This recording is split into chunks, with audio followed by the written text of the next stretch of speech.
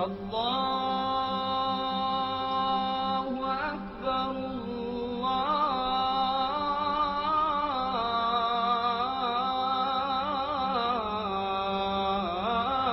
الله أكبر.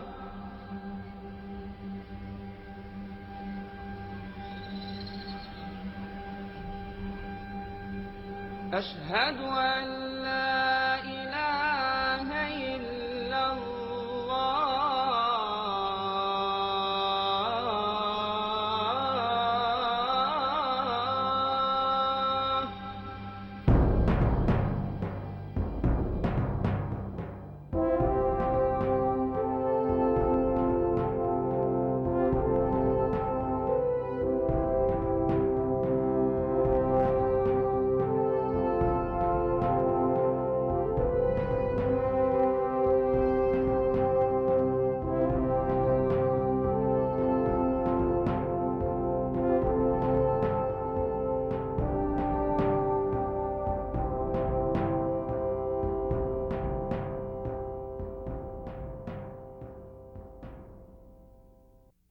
حي على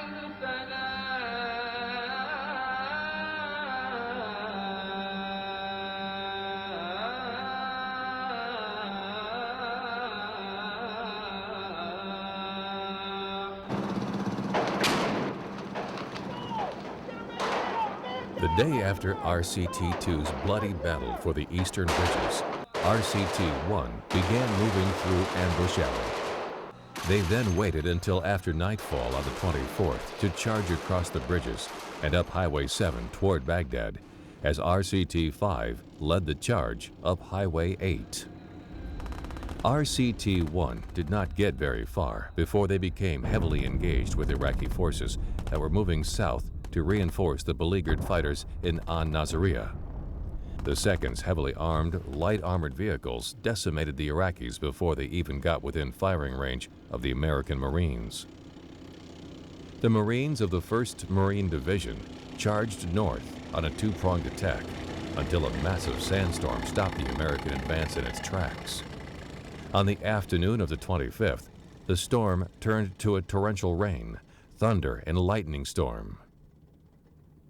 We were able to convince higher headquarters that the battle had moved far enough forward that Camden Yards needed to break down. It was, when it first began, it was right at the fight, but as different FARP teams leapfrogged, and that was the whole concept, we were becoming less relevant, and we were becoming less relevant and more of a target, so it was time to move on. And so luckily we moved on probably about a day, within 24 hours of getting the intel that we were getting ready to get hit, because there were different enemy forces on 2 or 3 sides of us at this point. The big sandstorm was during that time, and I remember being at Camden Yards, and the same crew of people that I knew from my buddy Steve Douglas from. I remember my buddy Gash. I'm walking down the line because the sandstorm is, all aircraft are down. We have aircraft that have been downed at our position because there's no visibility. So Gunny Red and I are walking down the line, we're laughing, we're like, this sucks, we're getting blown all over the place.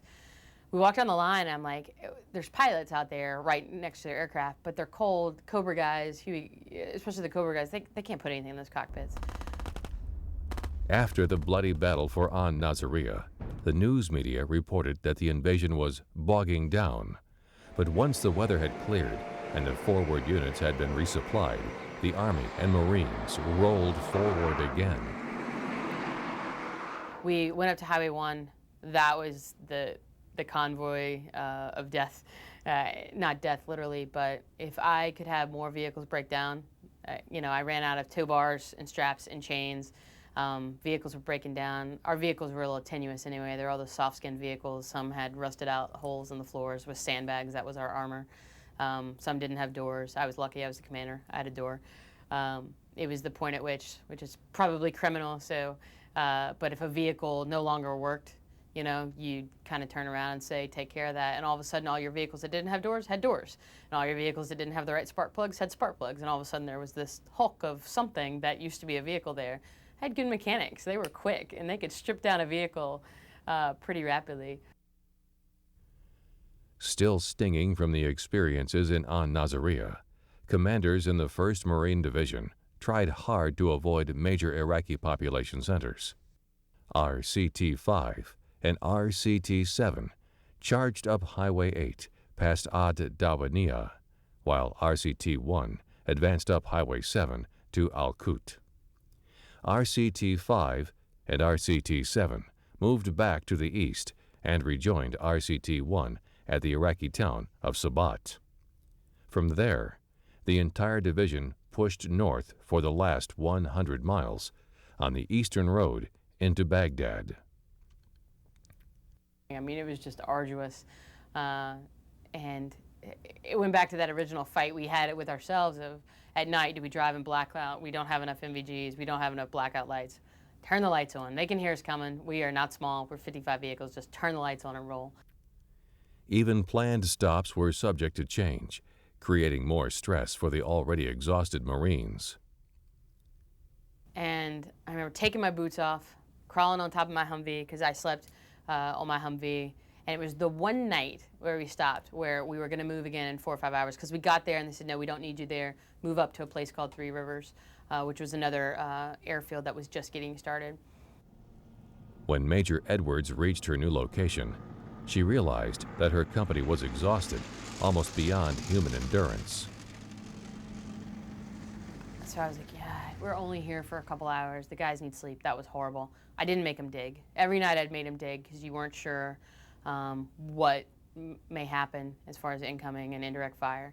So every night, right before we'd bag out in every position, the first thing you do is you set up, then you dig your fighting hole, and just, or, you know, your indirect fire hole or whatever you want to call it. That night I didn't make them dig. So I get my boots off, air my feet out, just heat up an MRE, and you hear that ever familiar whistle sound of indirect fire. And I just remember being so pissed off because I had just heated up my MRE and I had just taken off my boots. And at that point, as you see the indirect fire land behind us, I'm thinking, I should probably be pissed off about something else besides my MREs and my boots at this point. We were lucky. It didn't hit any of our vehicles. It was enough behind us that it missed. There was a Marine at that airfield who had gotten hit, got shrapnel in his arm. Our Marines quickly, you know, I kind of paused for a second. Gunny came over the radio, he was like, ma'am, you all right? And that's all I ever needed from Gunny was that. We got everybody up. Everybody, amazingly, without even being told, started digging, because that was not going to be a problem for us again. We quickly got kicked out of the Highway 1 area because they were like, hey, we hadn't gotten hit till you guys came here. They've been tracking your convoy. They were aiming at you. Get the heck out of our position. So we left the next morning.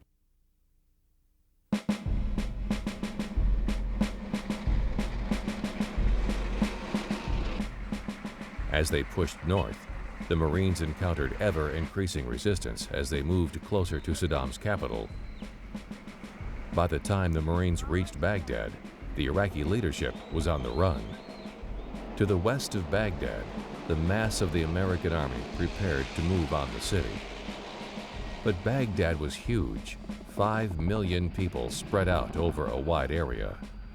When we're pulling up into Baghdad, we're fired on there's a lot of vehicles that were in these palm groves. And we saw them in there and shot them up, blew them up, then you walked behind them and you found neatly folded uniforms. The vehicles weren't occupied. The guys got out of the vehicles, got in civilian clothes and took off. Then you had groups that come in, I mean, 3 or 4 coming out of an AK-47 challenging a tank. So you had those extremes. Coalition aircraft continued to strike at any Iraqi army or even individual vehicles that dared show themselves. Armored units of the 7th Cavalry seized Baghdad's airport in a surprise move. General Franks now took his greatest gamble of the war, believing that the Iraqi troops remaining in Baghdad would not fight in any coherent fashion. He ordered a fighting dash by armored units into the heart of the city. A little bit of looking left, a little bit of looking right, and saying, you know, it was nice to know you, but we got a mission to do. And I remember, you know, kind of settling some things with myself that night that this is what we had to do. And you know, we made the decision that it was going to be no wheeled vehicles, it'd be all armored vehicles, M1 tanks, Bradley fighting vehicles, and our 113 personnel carriers for our engineers to go execute this raid into Baghdad.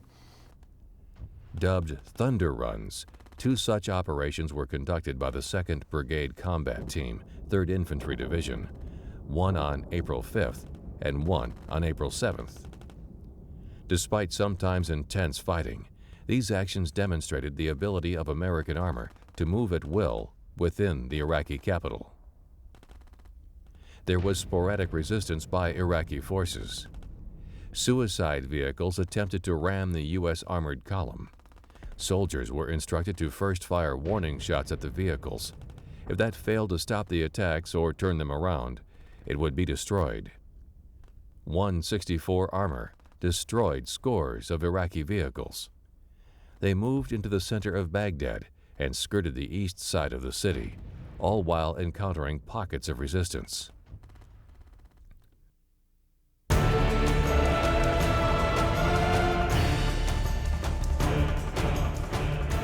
Tanks are not invulnerable. Staff Sergeant Jason Diaz's Abrams tank, radio call sign Charlie 1-2, had taken a beating during the long march north from Kuwait. On April 5, 2003, Diaz led his well-worn tank into Baghdad with Charlie Company, 164 Armor, during the first Thunder Run. About 20 minutes into the run, as Charlie 1-2 approached a highway overpass, a rocket-propelled grenade streaked out of a nearby enemy fighting position and slammed into the tank. Diaz wasn't sure if he'd been hit. The tank shuddered slightly from the impact, but did not seem to have taken damage. He radioed his platoon leader, First Lieutenant Roger Grunison, asking if he could see any damage on the tank. Grunison said he could not see any damage, and Charlie 1-2 continued moving. Seconds later, 1-2's driver, PFC Chris Shipley, noticed several emergency warning lights flashing at his station. Diaz opened his hatch and noticed smoke pouring out of the engine compartment. With the engine damaged, the tank stopped moving. The crew quickly dismounted and opened fire with their personal weapons on an enemy bunker located nearby. Enemy fire was extremely thick, and a stalled tank in the middle of the highway provided an excellent target for Iraqi gunmen. Diaz, meanwhile, stood near the engine compartment and opened the hatch cover. He could see searing flames inside the compartment and tried to put out the fire. After a few minutes, the fire stopped burning, but as soon as Diaz and his crew tried to start the tank again, the fire reignited. Finally, the order came down from Battalion Commander Lieutenant Colonel Eric Schwartz to abandon the vehicle and continue moving forward. Another tank fired a main gun round, and an aircraft dropped a bomb on the tank to prevent the Iraqis from capturing it. Despite the tank's loss, the inspirational actions of Diaz, his crew, and all other 164 Armor soldiers involved in the firefighting attempt vividly portrays heroism and determination at the highest levels. Like I said, every vehicle was significantly damaged, and we lost one tank, Charlie 1-2, to enemy fire as well. By April 10th, just 3 days after the second Thunder Run, organized resistance in Baghdad collapsed, together with Saddam Hussein's government. U.S. forces began to move into northern Iraq. Although the 4th Infantry Division had been barred from entering Iraq from Turkey, the 173rd Airborne Brigade used its air mobility to enter northern Iraq, where it coordinated operations with Special Forces and the Kurds. South of Baghdad, the 2nd Armored Cavalry Regiment assumed responsibility for securing lines of communication under the operational control of the 82nd Airborne Division.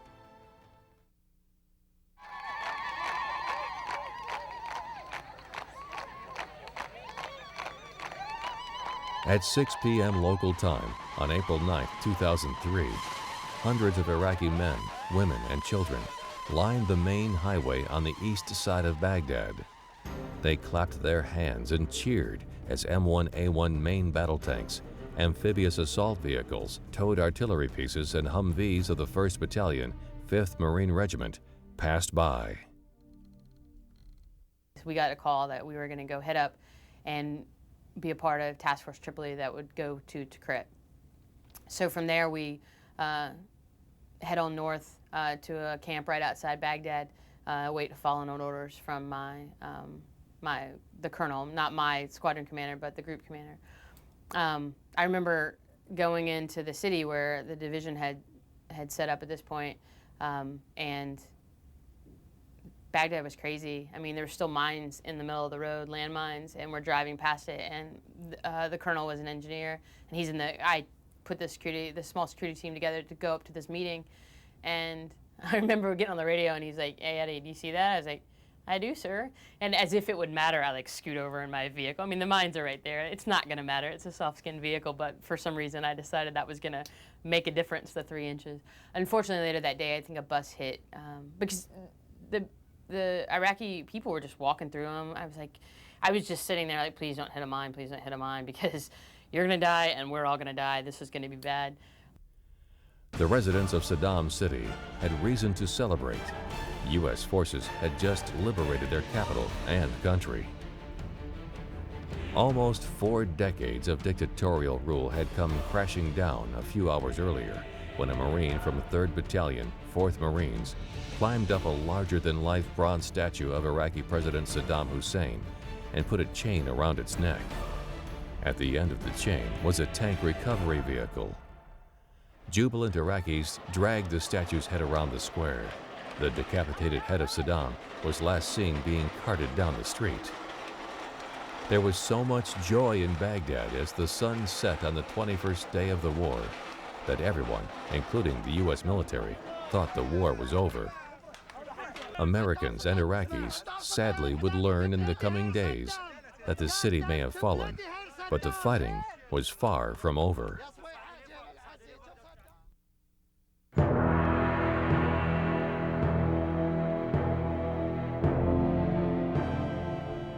Darkness found the 1st of the 5th Marines turning over its battle space to its sister battalion, the 3rd of the 5th and 1st Light Armored Reconnaissance Battalion. So we got the call, we're gonna go with Task Force Tripoli to be the FARP team supporting that. On the way up to this location, all the vehicles were marked throughout because there wasn't, like I said, the Blue Force tracker. You couldn't see where everybody was, so everybody had a specific marking. So I remember I had a lot of friends in 3rd LAR, and I was like, hey, I told the guys, look out for 3rd LAR. So we finally stumbled upon 3rd LAR units. I was like, hey, you guys are 3rd LAR. I have a package for you. Grabbed our Marine that had come back with me, delivered the Marine, and that was going on everywhere. It was pretty interesting. Leathernecks of the 1st of the 5th were repositioning north along Highway 5 to an east-west road that connected with Highway 2. There are few highway signs in Iraq. The Marines were entering an area where no U.S. troops had been. We're light, we'll move fast, we got fuel ammo, be on alert, and let's go. And so, once you brief, red route, nobody goes through here, we shouldn't have came in that way, get ready. Everybody's like, oh, checking everything, ammo, locked, everybody's ready to go, and out the gate we go, it's like, go this way, we're like, pull the left, go down the red route, and it was shocking because, no kidding, it looked like we had the look on these faces were like, oh my God, if we knew we were coming, we would have our AKs. And the Iraqis on this strip were very surprised nonetheless. There were no plastic meals, ready-to-eat pouches littering the ground. No refuse of war, only the smoking hulks of T-55 and T-72 Iraqi tanks. Sometimes, as many as 6 of them, burning in small palm groves along the highway. The Iraqi tankers apparently thought they could hide from U.S. aircraft if they parked next to a palm tree. The heat from their engines was a dead giveaway. After creeping slowly up Highway 5 for a few hours, the battalion turned west and headed toward Highway 2. At 1 a.m., the battalion commander came up on the radio net and ordered a 1-hour halt while his mechanized column tightened up. The Marines had received orders to attack into northern Baghdad and seize a presidential palace on the Tigris River. The column was halted. The commander wanted to make sure there were no stragglers. He wanted a wedge of steel to move into Baghdad.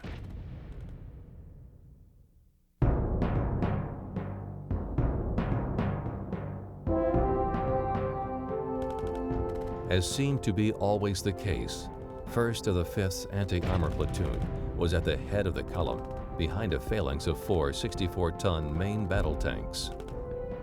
The situation was not all that comforting, because most weapons in the Iraqi inventory at that stage in the war would bounce off an M1A1's thick hide, but one of the smallest weapons, an AK-47 rifle, could punch a hole clean through the side of a Humvee. The 18 vehicles in the anti-armor platoon were made of fiberglass and offered the crews no protection whatsoever from small arms fire or rocket-propelled grenades. At 3:00 a.m. local time, the Marines of the 1st of the 5th sprang to life and headed south down Highway 2. As the Leathernecks crossed the line of departure, a brilliant flash of light lit up the darkness just off the right side of the road ahead. A Marine tanker had torched an Iraqi fuel truck with tracers, turning night into day with a tremendous fireball. The explosion woke up everyone in the neighborhood, including Fedayeen guerrillas who opened fire with machine guns and RPGs. The enemy rounds could be heard ricocheting off the highway and pinging off the facades of buildings. Before daylight, in the fog and friction of war, 1st of the 5th made several wrong turns and wound up on a bridge before it turned around under withering fire. And, you know, we made a couple of turns, we got out of the city, we'll end up making a wrong turn. And it's definitely, and this is where the danger came in. We were already, our asses were puckered like a raisin, they're leaving, and we go make this wrong turn. And it's like, oh, my GPS isn't working. He just happened to have it too close to the metal frame. I'm like, hey, just stay the course, you know, the signal will come back up, keep moving. And, you know, kind of these people started converging in the street. It was a small city. And I remember this boy of probably 10 years old starts running out at my Humvee like he's gonna throw something. So I draw a bead on this little kid. I'm like, don't make me shoot you, don't make me shoot you. And then, anyway, a rock skips across my hood. So they almost shot this, 10-year-old for throwing a rock. As an Army Special Forces gun truck turned with a column, it took heavy fire from a sandbagged position on the bridge, but a well-placed hand grenade eliminated the threat. At one point, 2 RPGs came across the hood of one Humvee and hit an AAV from Bravo Company just ahead of the lead anti-armor platoon vehicle. 3 Marine riflemen were wounded. There seemed to be a Ba'ath Party member or Fedayeen around every corner and side street with an RPG, AK-47, or PK machine gun. Almost every armored vehicle in the battalion was hit by at least one RPG. Some sustained multiple hits. Canoe 1 took more than its share of hits from 4 RPGs. 6 of the 12 Marine riflemen inside the truck were wounded. While Marine engineers rigged the twin doors of the massive front gate with C4 explosives, the column sat bumper to bumper on the street like ducks in a shooting gallery. But these ducks fired back. As Bravo Company moved into the compound under heavy fire, Charlie Company searched a nearby building and Alpha Company cordoned off a mosque where Saddam might be hiding. Air Force A-10 Warthog strikes were called in. This allowed Alpha Company to clear the mosque, taking 20 enemy prisoners of war and leaving as many enemy dead behind. The battle at the presidential palace subsided about 9 p.m. As darkness fell, the battalion prepared for a counterattack. Thanks to a U.S. Army Special Forces A-team and CIA operatives who infiltrated the neighborhood, a grid for the rally point was given to Marine Air, which broke up the party with 2,000-pound party favors. Before he lay down at the end of what he called the longest day, Marine Lieutenant Colonel Padilla penned this entry into his personal journal. By day's end, the 1st or the 5th had 1 KIA and 48 WIAs. The boys fought like hell.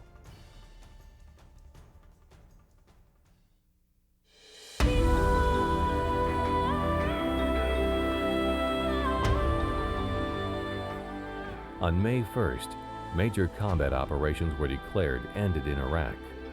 The nation lay in disarray with its political machinery and economy destroyed. Saddam Hussein no longer held sway, but the threat of sectarian violence soon began to emerge among Sunni and Shiite Muslims. It would be weeks before Saddam was located.